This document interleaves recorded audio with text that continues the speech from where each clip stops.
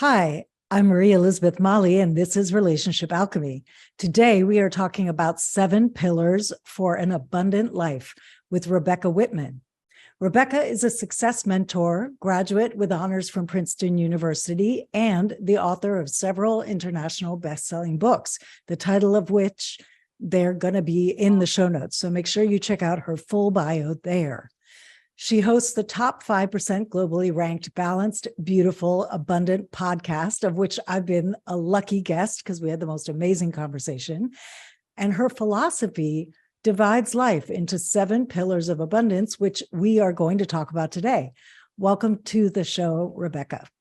Thank you so much, Marie Elizabeth. It's great to be here. And I did love our conversation so much on the Balanced, Beautiful, and Abundant show, and I'm excited to continue it here. Likewise, me too. So let's dive right in. What are these 7 pillars? Sure. So I was living a very balanced life when most people were not. And what happened was my dad had a funeral on a Wednesday and my divorce was finalized on a Friday. And I was in my last conversation with my dad. He said, Rebecca, I want you to write something. I had no idea what I was going to write. And I believe the universe speaks through other people. So I was sitting in my financial planner's office and he's like, I know you lost your dad in your marriage, yet you're having your best fiscal year ever. You come in here all shiny and positive. What are you doing? I think you should tell women. And I said, that's exactly what I'm going to do. I am going to write a book. And it's called How to Make a 6-Figure Income Working Part-Time. It's actually not a business plan. It's how I live my life in 7 key areas of life, which I call my 7 pillars of abundance. So they are spirituality, fitness, emotions, romance, mindset, social, and financial. And when all 7 pillars of life are in alignment, everything just works easier. And I love that this show is about romance and relationships, because when you're in love and you're happy and you're feeling that connection and that intimacy with your partner, everything works better. The cells in your body are healthier. You feel stronger. You feel like you are, making more money and having more enlivening friendships with the same sex or opposite sex. It shows, especially in romance and finance, how connected. I think of them as 7 spokes on a bicycle wheel. They're all so connected and they're so important to integrate to live a happy, balanced life. Amen. I mean, you're singing my song here. So in terms of, let's start, do you always start the wheel with spirituality, or can we dive in anywhere and go around? What's your preference? Well, I have them in order of importance. So Great. I do like to start with spirituality because I'm a huge believer in having a foundation in faith in something other than yourself. So whatever that is, God, the universe, Buddha, Allah, Jesus, having that faith just makes everything else work better, because I used to not have faith. I'm actually a recovering atheist. And when I thought everything was on my own shoulders, I felt so much pressure that I actually had a nervous breakdown when I was 19. And after that nervous breakdown, I started my spiritual path, and life is so much easier when you can just, hold hands with a spiritual force. So that is the number one area for a reason. I love that. And if someone's relationship with that larger beingness is fraught or maybe compromised at the moment, what's a simple way that someone could start to reconnect by them, in there, without having to join a church or join something, but that they could start to reconnect with themselves and that part of themselves? I would say just nature. Nature is a power greater than ourselves. We're not the ones that, are making the sun and the moon, raise and lower in perfect synchronicity. We're not the one pulling in and out the ocean tides. We're not the one making it snow or rain. So just knowing that there's some kind of force out there, even if it's nature that's bigger than us, that is a lot, that gives people a lot of solace. And spending Yeah. time in nature and observing things like flowers or leaves or even blades of grass, and seeing how the birds and the animals are just, they're in total harmony. They're not fighting. They're not, going to the bar after work and pounding a couple shots. They're at peace. So I would say to start with nature, and then after nature, just start with the breath, Mm. taking a deep and cleansing breath. And that helps you kind of ground in your body and ground in the present moment, because true spirituality is found in the present moment. It's found in the breath, in just feeling peace in the moment. And that's why I think it's so important to have that pillar first, because having a life of peace, ease, grace, it just makes everything else in life so much easier. Absolutely. And it also gives you something to lean on when things get hard too. Yes.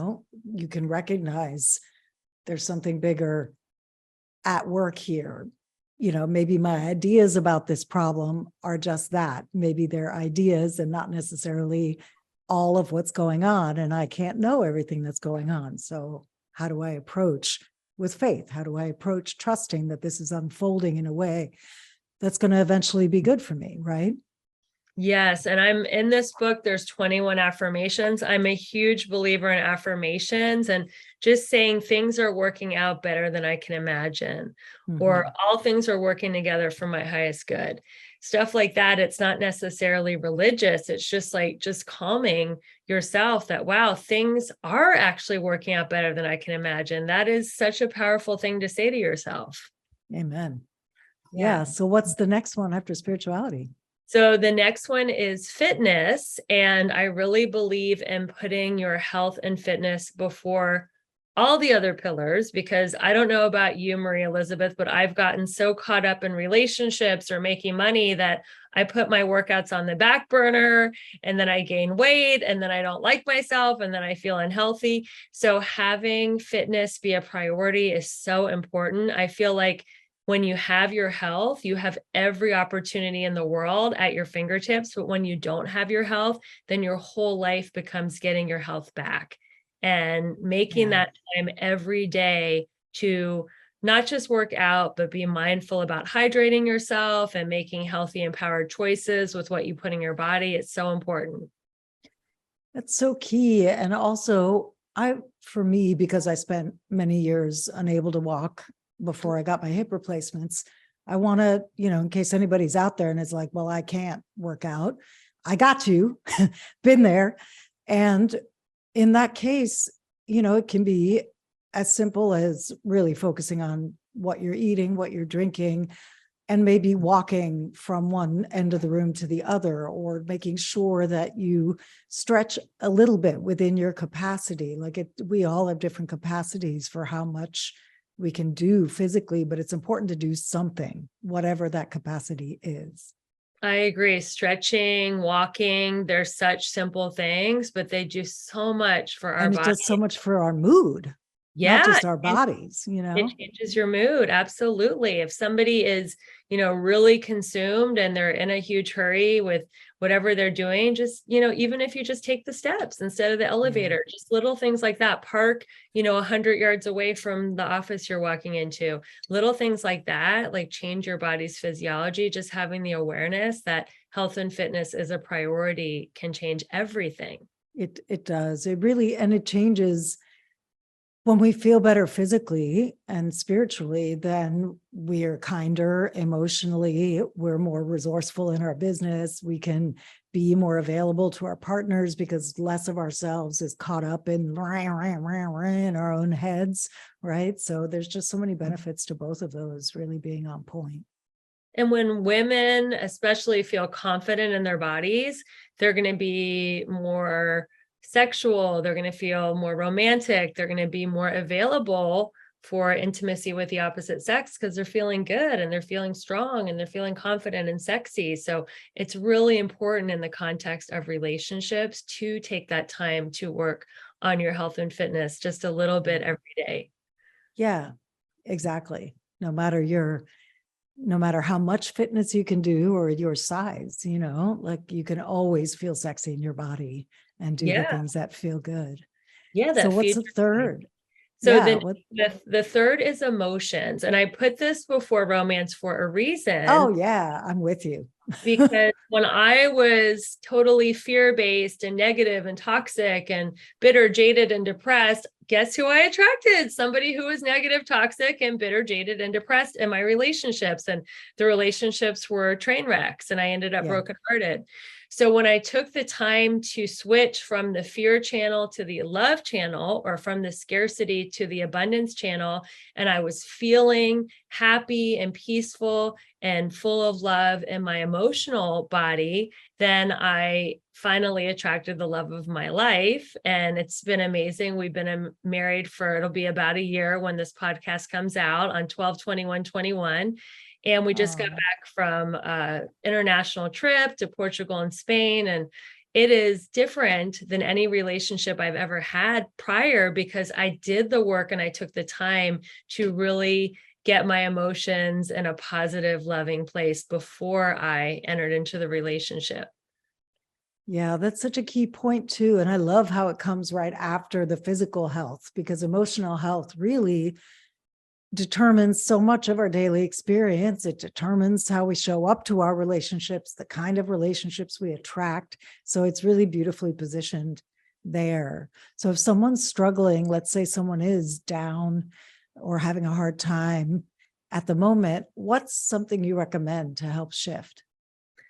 The fastest way to shift from fear to love is through a gratitude practice. Hmm. So I start my day every day. We'll talk about it later. I have an abundance journal. After I do the abundance journal, I write down what I'm grateful for.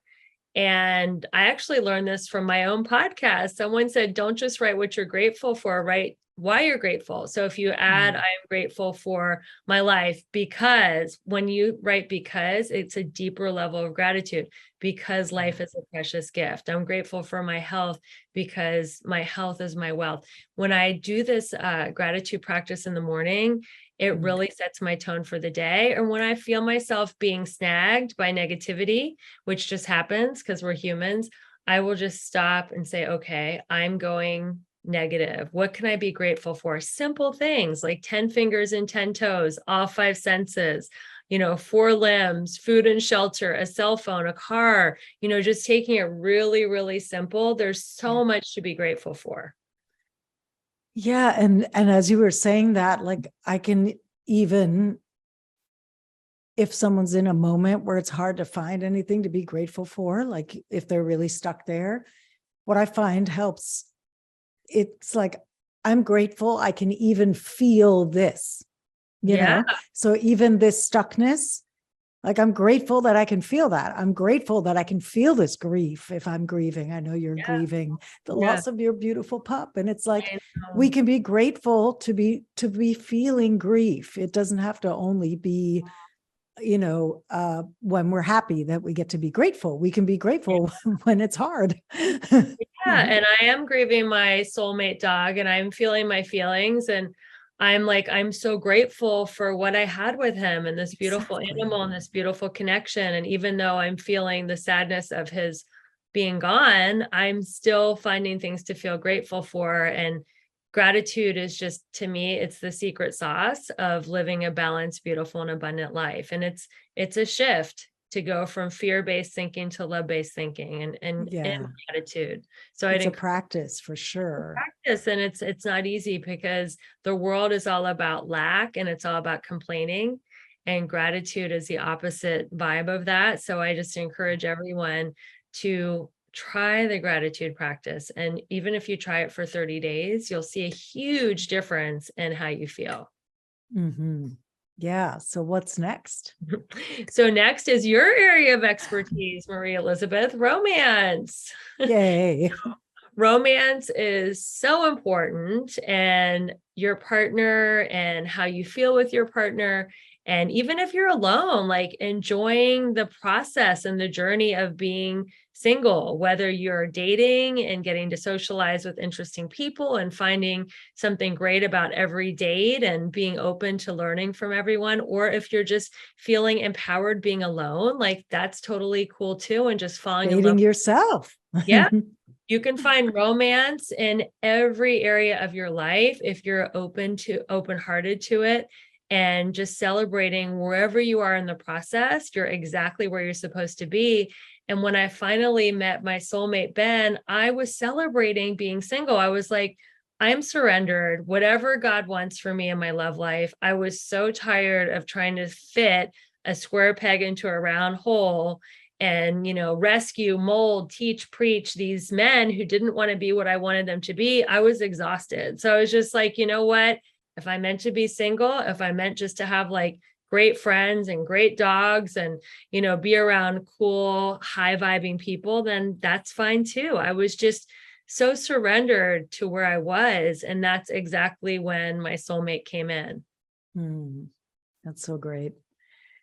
And so then, I mean, I feel like my whole podcast is about this topic. So I think we can move on because I want to make sure we get through all 7. We can keep going. And yeah. And yes, I agree with you, like romance and love and self-love, romancing yourself, all of that is so important. And it's really, to me, an orientation to life. It's like, am I going to approach life in a loving, available, receptive way? It's not only about romantic relationship, it's about romancing life for me. It's about having, a loving and open relationship with all that is. So there's so much we can have romance with or without a partner. So I totally agree. If you look at art, that's what the artist is capturing, like the romance life, the nuances and the colors, and whether it's like a still life of fruit or, a group of people like ice skating or whatever, like if you're just quiet and you observe life, there's just beauty and romance in every moment. But yes, let's move on. Yes, agreed. Many episodes about romance. Yes. So the next pillar of abundance is mental or mindset. And a lot of people are like, oh, well, that's emotional. It's really not, because emotional, it's really not. it's different. Emotional is being in a positive emotional state, but mindset is continuing to work on yourself. So the people who listen to this wonderful podcast, they are working on their mental or their mindset. This is the golden age of personal growth and development, because there's so many podcasts, there's Audibles, there's YouTube videos, there's all these virtual summits and Zoom workshops. And for people who are working on their mindset, this is just absolutely a paradise of information. And I like to use the down moments of my life, like when I wake up and I'm getting ready for the day, washing my face and brushing my teeth, when I'm going to bed and doing like my nighttime skincare routine, and when I'm driving and when I'm doing household chores. Instead of just having those mundane things that happen every day as my routine, I fill those up with podcasts, with Audible books. So I'm continually working on my mindset. And it's just amazing how much personal growth you can squeeze into those little routines of your daily life. So that's what I encourage people to do, because a lot of people say, well, I don't have time, to go to a seminar. Or I don't have time to attend a virtual summit or a Zoom. Well, just squeeze it in during those moments of your life. And whatever you want, you can just look it up and you'll find like a million videos on whatever it is you want to improve in your mindset.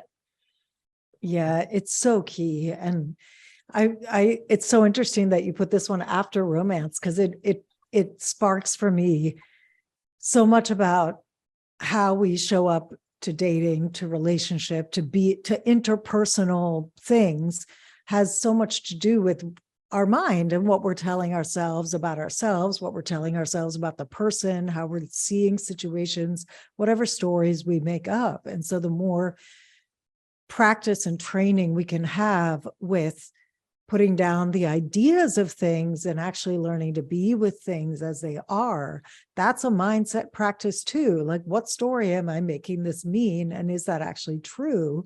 Learning to loosen the grip of our thoughts in such a way that we can actually be closer to what's true and real, I think is also such a key part, in addition to putting in all that great information that you're talking about, like with podcasts and Audible books and things like that. a filling and an emptying is kind of the image that's coming to me, like putting good Yeah. stuff in and dumping stuff out that doesn't serve. Well, once you get into a relationship, that's when the mindset work needs to begin. A lot of people are like, oh, well, I already did all the mindset work and now I have my relationship. I can just relax and just be in my relationship. But that's where the mindset work really begins, because you want to be able to stay happy and healthy in your relationship and not give into your old patterns that didn't work, and keep contributing to the relationship by having a positive growth mindset. And a lot of my clients are like, well, I'm working on my mindset and my partner's not. That's okay. Like, if you keep working on your mindset, you can still bring so much positivity and joy to the relationship. And your mindset work is not tied to your partner's work. Whether they do it or not, you can keep growing and evolving in a beautiful way. That's so true. Yeah. And so what comes after mindset? So after mindset is social, and having a Oh, group yeah. of women. I really believe, especially when you're in a relationship, a lot of people, I like to say the joke, they fall into a manhole and can't get out. They just want to be like with their partner and they drop all their girlfriends. I'm sure we've all had a friend like that, Yeah. she's our best friend until she gets into a relationship and then she disappears.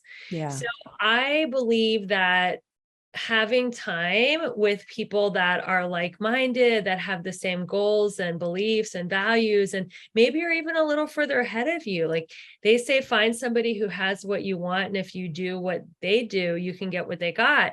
So if you're aspiring to be a coach or a healer or an entrepreneur, finding a group, finding a community of people that have achieved that result, that are going to be like, okay, we did it, you can do it too.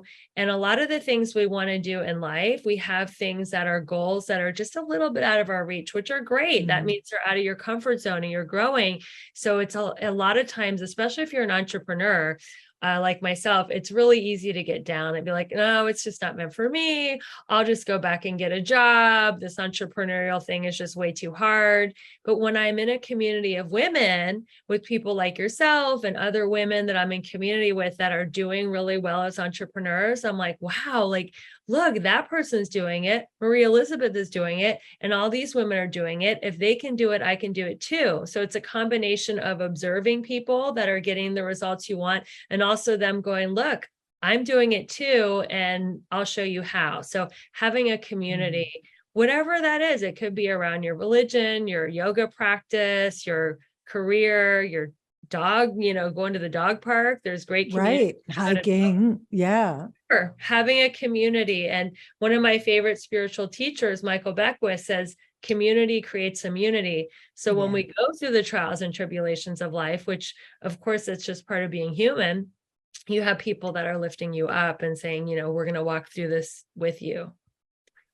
I love that. It's really key. And I think it's something that in our very individualized culture, we sometimes forget the importance of intentionally putting ourselves in communities that are uplifting, because it's very easy to sit around and kvetch, right? And to complain, but that doesn't actually help. And, so finding friends who you can grow with, who are excited about their own lives, who are doing stuff that you're excited about, that they're excited about, I just have loved having that in my life, both my business communities and my friend personal communities. It's just been key, because otherwise we just, like you said, we can be out here going like, oh, it's all too hard and I don't know what to do. And it's just a lot better when we go together. Absolutely. Yeah. And then the final pillar of abundance is financial. Now, Yes. everyone thinks financial should be first. Everyone's like, especially in Western culture, it's work, work, Yeah. work, work, work. I'm going to work really hard, make all this money. I'll have enough money to hire a trainer. Then I'll look really hot. Then I'll be able to attract my soulmate. Then we'll go on spiritual retreats together. And then we'll socialize with other couples and do our mindset work. So people have it all backwards, in my opinion. I believe finances are the last thing that clicks in, because when you're spiritually and physically fit and happy and in a loving relationship and have great friends, the money, the opportunities, the situations are just going to find you, and people are going to be attracted to you and want to do business with you and help you and be your client. And it all just happens because you are working on raising your vibration and your frequency, and the money is just going to flow in. Yeah. And I love that you actually didn't put it first, that it's in its proper place, because finances, they're a means. I think a lot of people approach money as an end, and Yes. right. And so the fact that it's a means to, first of all, survival, but then also beyond survival, it's a means to being able to create the life that we actually want to live in. And it's hard to even know what that life is without your mindset on point, without feeling healthy, without having a connection to something greater, like all the previous pillars that you listed. I think it can be sometimes we start chasing after money as its own end, which then creates a whole host of other issues. I think that's the status quo. Most people Yeah. are taught to chase money, and it's a model of consumerism. So you can buy more stuff, but there are no U-Hauls following hearse. So you can't take the stuff with you. Yeah. So why would you spend all your life to acquire a pile of stuff instead of experiencing life holistically in all these 7 pillars, having a beautiful romance, having great friends, having a spiritual connection, experiencing radiant health? These are all things that are way more everlasting, because the memories, the people you touch, that's going to outlive you. The stuff is all going to, go away. And it's just, it's consumerism, and it's telling you, you need this in order to be okay. You need this perfume or this body or this shirt, or you need to look a certain way. And that's just not true. You're okay just exactly the way you are. And money gives you freedom. It gives you freedom to do what you want, when you want, where you want, and with who you want. And I'm all for freedom. So I believe in money. I don't believe people should, live a life of a monk, because then you don't have the freedom to do what you want to do. So go get the money, but don't get it for accumulation. Get it so you can have more freedom to move about the world and do what you want to do. I love that. Yeah. Like, don't get it for accumulation, get it for circulation, right? Yeah. Because that's an abundant flow. I love, that's a tweetable. Yeah. I know, that's a tweetable, folks. Don't accumulate money, circulate it. I love it. It's because it's also, something you said just really flashed for me too, around the consumerism piece, because all of that is so hooked into keeping us dependent and scared and controllable and small, and all the things that society and capitalism need us to be in order to sell us more shit. So by recognizing that money is a means to having the things that I want, and a well-rounded life, not just based on stuff and status that somehow we think stuff is going to give us, because that's dumb, but this well-rounded life, that when our basic needs are taken care of, that's when we can really start to have the growth and development that's available. Like if you're looking at Maslow's hierarchy of needs, we need to stabilize those first two. You need physical safety and security, and you need like health and belonging and all of that to be stable, so that you can grow as big as you're meant to grow, whatever that looks like for you. And so I love the placement, because it's so sane. Just the way that you've organized it is so sane and understandable. So tell me more about this abundance journal that you have. People can download that, right?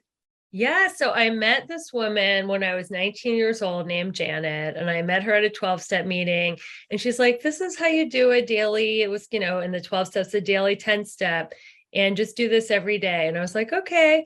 And then I never saw Janet again, but I kept that journal format going for decades of my life.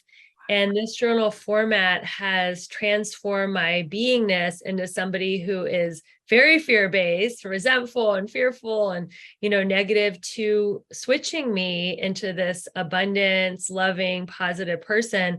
It's something that I do every single morning. If I don't do it in the morning, I do it at night. And the questions and the journal prompts that she gave me are just really great questions to reframe your day. And it just helps you learn from yourself and learn from people. And it's just such a wonderful practice. If I could say one thing that would change someone's life who's listening, it would be to do that abundance journal every single day. I love it. So make sure you go into the show notes and grab this journal, because I'm going to do that and I'm excited to see it. And do you have any final thoughts before we wrap? I loved our conversation. Ever since we first met, I just have loved how simple but clear the organization of these 7 pillars are and how well-rounded it is, because I'm also very much about living a well-rounded and abundant life. It's not about being so focused on romance that you shirk your work, and it's not about being so work focused that you can't have love in your life, right? It's about all of it, and our health is at the core. So thank you for this awesome model, but I'm curious, what's a closing thing you'd like to share? So keep in touch with me. I know the links are going to be in the show notes, but I have a really fun challenge. I call it the 777 challenge, 7 pillars of abundance in 7 days for only $7. And it will help you get yourself in alignment in these 7 pillars. I'll give you a quick pocket coaching tips, tools, and strategies so you can fine tune your life and see where you're in and out of alignment. So that'll be in my link tree.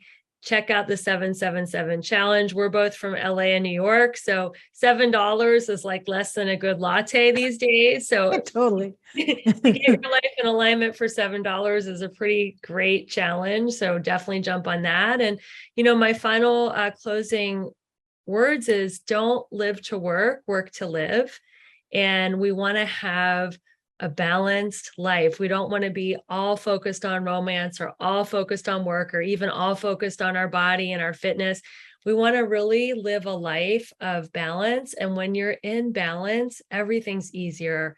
And I wish for your listeners just to slow down, be more patient in life, and just live a life of more ease and grace, because everything will be easier. You'll make more money. You'll attract your lover. You'll be kinder to your lover if you have one, and you'll be healthier if you just slow it down a little bit and go for balance and alignment. Beautiful. Thank you so much. We'll end there. Thank you. This has been 7 Pillars for an Abundant Life with Rebecca Whitman, and I'm Marie Elizabeth Molly. And until next time, remember that a great relationship starts with you.